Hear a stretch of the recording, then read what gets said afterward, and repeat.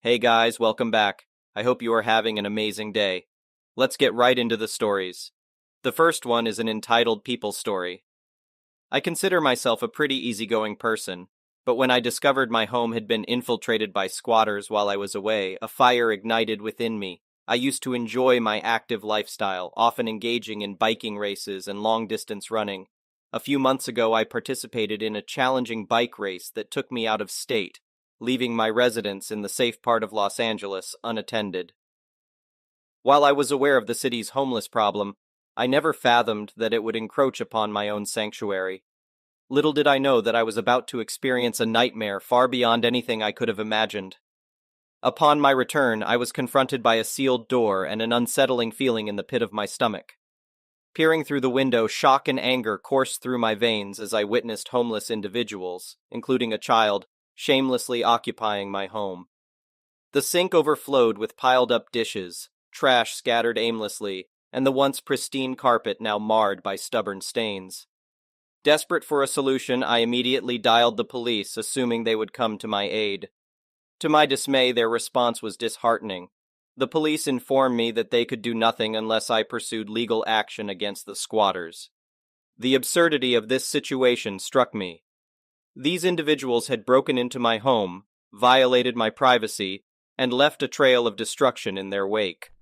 Yet I was told that I couldn't remove them without a lengthy court battle. It seemed the law favored the trespassers more than the legal homeowner. Refusing to accept defeat, I sought the assistance of a lawyer. Hoping that involving a lawyer would expedite the process, I recounted the ordeal to him. I shared the futile encounter with the police and their advice regarding the eviction notice. Unfortunately, the lawyer confirmed that this was the only viable path forward. If the squatters re-entered my property after receiving the official notice, they could be charged with trespassing. While disheartened, I decided to give them a chance to leave voluntarily before delving into costly legal proceedings. Arriving at the property, I was greeted by hostility and a blatant disregard for my ownership. One of the squatters, in a brazen display of disrespect, sneered at me, exclaiming, "Well, here's your house. We messed it all up." It was clear that the upcoming court case would be an exhausting battle. As sympathy welled up for the innocent child caught in this turmoil, my determination to reclaim my home only grew stronger. Filing the case with the court, I painstakingly gathered every piece of evidence I could find. Proving the break-in was challenging without security cameras, and one of the squatters claimed that the previous owner had invited them to stay, which further complicated matters. As weeks stretched into a seemingly interminable period, I finally secured an official eviction notice. It granted the squatters a 2-week window to vacate the premises and remove all their belongings. Anything left behind became mine to dispose of as I saw fit. With 3 days remaining until their departure deadline, I revisited the property, hoping to witness progress. However, I was met with yet another display of hostility.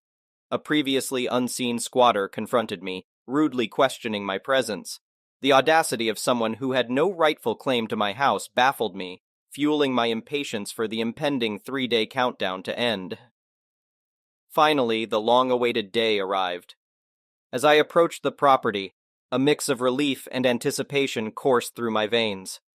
This time I was met by a reassuring sight.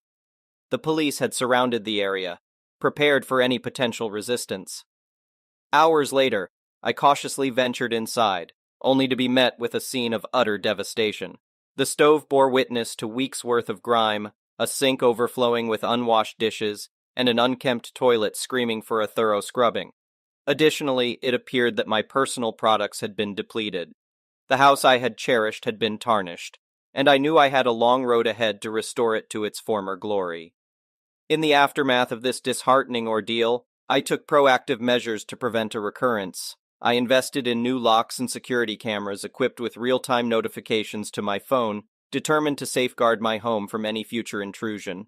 While the financial burden was daunting, it served as a lasting reminder of the importance of protection and vigilance. Reflecting on this nightmarish experience, I couldn't help but question the justice system and the rights afforded to squatters. How had their rights seemed to supersede mine as a rightful homeowner? It was a call to action, a reminder that the fight for justice and property rights should never be taken for granted. I vowed to raise awareness about the flaws in the system and advocate for change, so that no one else would have to endure the anguish and frustration that plagued me during this battle for my home. The next one is a pro-revenge story. This is not a throwaway because these people deserve to see it. Backstory. I am part of a small family-owned used car dealership. Cue the used car salesman joke here. We usually have around 50 cars on the lot, and our main focus is subprime customers or those with less than perfect credit. We genuinely want to help people who can't afford to buy from a new car dealership or have poor credit. Luckily, we are well liked in our small community. Recently, I had these customers. Let's call them wife and husband, both in their early 20s. They came into my store and I liked them immediately. They seemed like a nice young couple trying to start their lives, and they had two very sweet little girls. They were in need of a break. Due to some mistakes they made early in life, their credit was less than perfect. I coached them on how to improve their credit, and they appeared genuinely interested in fixing it. So I worked hard to get them a loan, with the wife's mother co-signing on a nice third-row SUV. The wife was so grateful that she literally cried and hugged me because every other dealer had turned them down. However, they were a little short on the down payment, so I agreed to take a check for the balance and cash it on his next payday. Mistake number 1. This is quite common in our line of work. I forgot about them until the following week when I dropped the check at the bank along with other deposits. To my surprise, I received a notice that the check had bounced, and I was charged a couple of NSF fees.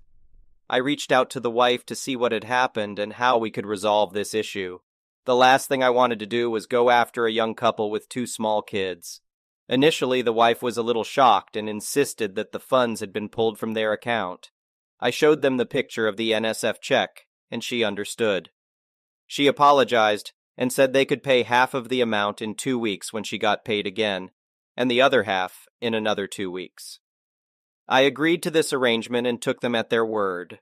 Mistake number 2. A couple of weeks passed, and I didn't hear from the wife or husband. I started to think that I had been taken for a ride. They ignored my calls, texts, and so on. Then I received a call from the bank, and it turned out that they hadn't made their first payment either. With this particular bank, if the customer doesn't make their first payment, we have to buy back the deal, meaning we have to give the bank the money they had sent us for the loan. After bombarding them with calls and reaching out on Facebook, they finally called me back. They gave me a sob story about the husband being let go from his job and starting a new one. They said the wife's mother was going to help them get back on their feet.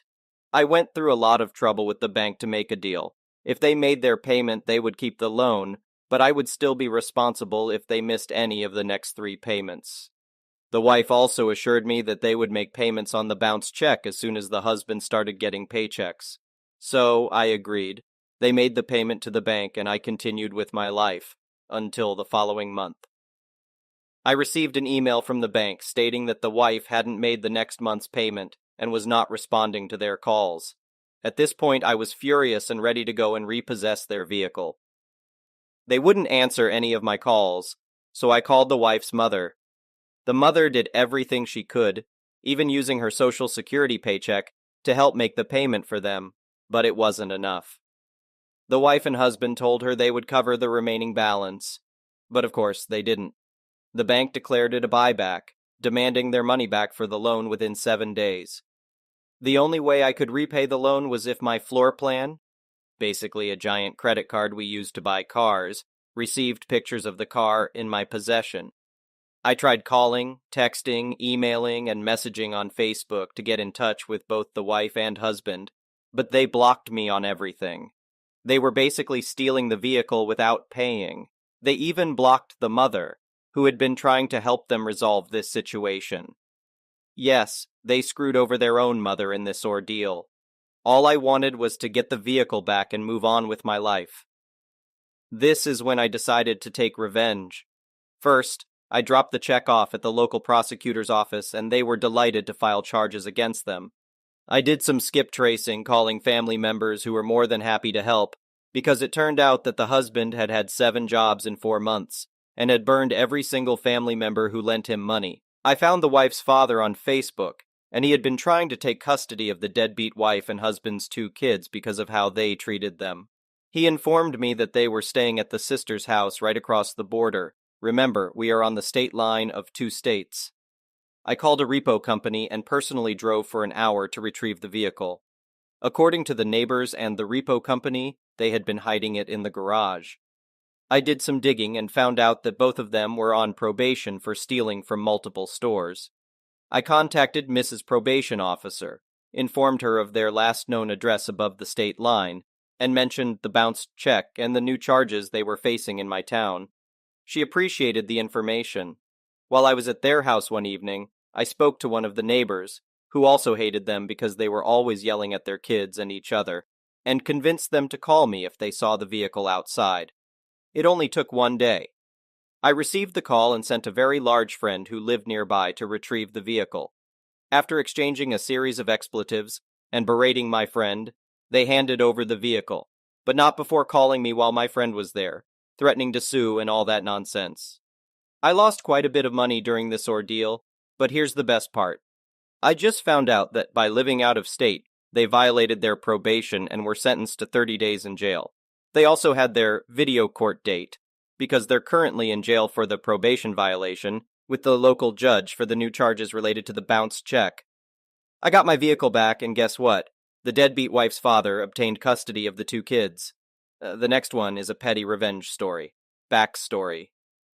A few years ago, I bought my first house in a medium-sized, 500, 1,000 homes, neighborhood in a southern state. It had an homeowner association, but I actually picked the neighborhood because they had the lowest homeowner association dues in the city, the fewest rules, and the house was by far the nicest one I could afford in my budget. After a few weeks, I received a violation notice from the homeowner association telling me that I had 2 violations needing correction. 1. My lawn was not green enough. 2. My trash cans were too close to my driveway. I was thoroughly confused about #1 as it was February in the middle of winter, so of course my lawn was dead, like pretty much everyone else's. So I had assumed that either this was a mistake or an existing offense from the previous owner. As for the trash cans, I kept them on the side of my house, and I think when the homeowner association came by, my trash cans stuck out past the sidewall by about 1 foot, so how dare I? I shrugged them off and continued on. Come March, I received another notice, this time fining me for both violations. Each one cost me $100 and they wanted the money in 2 weeks. I was pissed. This made no sense, and I was not about to let them just try and get money for BS violations. So I called the management company that worked with the board to get them appealed. The lady told me that I needed to appeal directly to the board and that I could do so in the next annual meeting in a few days. So, of course, I showed up to the meeting. Prior to it starting, I met with a few homeowners and learned that they were all there for similar BS violations and were pissed off too. I then talked with one of the members of the board about the fine appeals process. He was an older guy in his 70s with short gray hair and a very worn and angry face. He asked what I was getting fined for, and when I told him, he just looked at me and said, "And you should get fined for that. Young people like you not taking care of their homes is the whole reason I got on this board. Learn to be a better property owner." This dude was the VP of a volunteer board, telling me that I did not know how to take care of my house. What a sad life. The meeting then started, and the moderator mentioned that since this was an annual meeting, we would be voting on 3 out of 5 board members. They had some applicants for the board, and we could also nominate someone today. That's when I had the idea of how I could get my revenge. When the election part of the meeting came, I nominated myself, gave some BS speech about how homeowner associations are not here to make money, and that I wanted to serve my community. I won in a landslide, and you could see the board members getting annoyed because they had scowled during my speech. After the meeting, I appealed my violations in a very elegant way, and they agreed to waive my trash can violation. As for the grass one, apparently since I had weeds growing in my yard, like a tiny patch in the corner, they were still fining me because the weeds were turning yellow after I sprayed them. I was dumbfounded how they could get away with this, but they used a technicality in the bylaws that I had signed, so I ended up losing $100. Revenge. I will be honest, I had not expected this to work. After joining the board, of 5, including myself, I was appointed secretary and had to help maintain meeting notes and review records. They specifically told me that I was not allowed to propose new policies, but I could vote on new ones proposed by the VP or president, which I later learned was actually a violation of their own rules. I voted against every new rule as long as I was in that position. I decided that my best course of action was to listen to how the others operated and look for an opening to get each of them off the board. The first opening came when the president, who literally looked like the most Karen woman ever, mentioned that she wanted to fine for flowers that were not a neutral color. Basically, if a homeowner wanted to add something like turquoise flowers, we would fine them. She apparently had a neighbor that had flowers that she didn't like, and she wanted to use the board to stop them. It was pretty insane. I then started my revenge on her. I started a message thread, on Slack since that's how we communicated, with the other board members, and asked what they thought about her policy and reasoning. After far too much deliberation, two of them honestly thought that this was okay. We agreed that the policy went too far. I then made a long post in the main channel telling her that her actions were not only wrong, but that she should be excused from the board. When she inevitably flipped out, I called a board meeting the following week, and the other 4 board members voted her off for targeting a community member for personal gain. She gave a sob story about how the board was her life and that the neighborhood was like her child, but I didn't care. That was one down. I convinced one of my good neighbor friends to join a little later on to take her spot. The next members I targeted were the treasurer and director, as I wanted to save the VP for last. They were actually pretty easy to get off the board because they were very easily swayed by public opinion, so I made a fake account on Nextdoor and waited until spring, when most of the violations go out. When the letters went out, I looked for angry posts on Nextdoor. I then would comment on each one, giving them the first names of the 2 board members as the culprits, and told them to come to the next homeowner association meeting to appeal. It worked far better than I had expected. During the next meeting, over 50 people showed up and called out those 2 by name. It was glorious. During the open session, community members grilled those 2 for their poor policies, even though they did not make most of them. The VP, now president after the other one resigned, tried to defend them but ultimately failed. The 2 members were so distraught after the meeting, and I told them that maybe they should resign, and they both did. That was 2 more down, both of whom were replaced by a couple who came to the same meeting and wanted to get rid of these rules.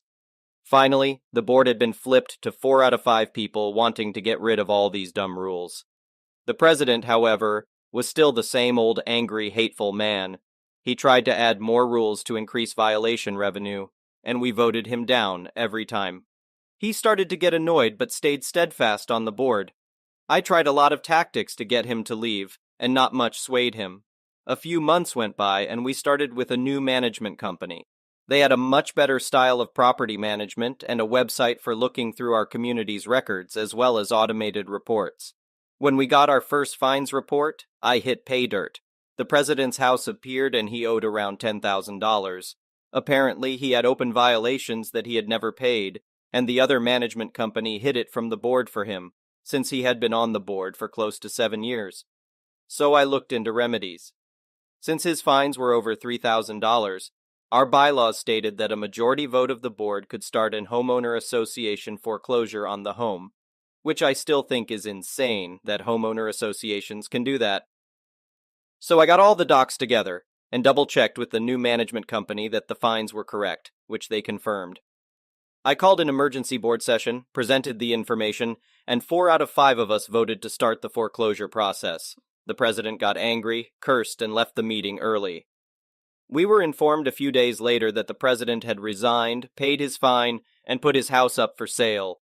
While I am sad we couldn't force a foreclosure, at least he was off the board. I am currently the president to this day, and I have reduced the fining policy to a maximum of $400, and homeowners can appeal at any time they wish digitally.